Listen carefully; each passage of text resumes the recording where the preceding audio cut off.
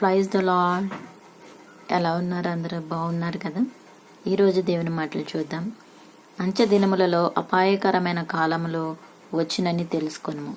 ఏలయనగా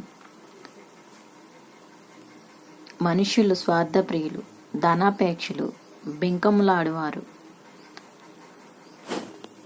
అహంకారులు,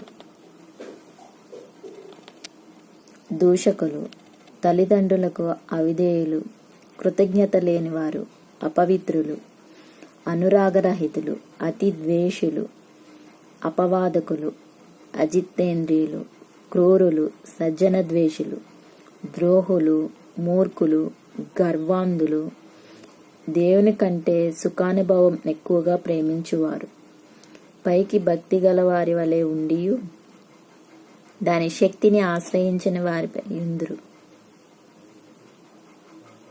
ఇటువారికి విముఖుడవై ఉండుము.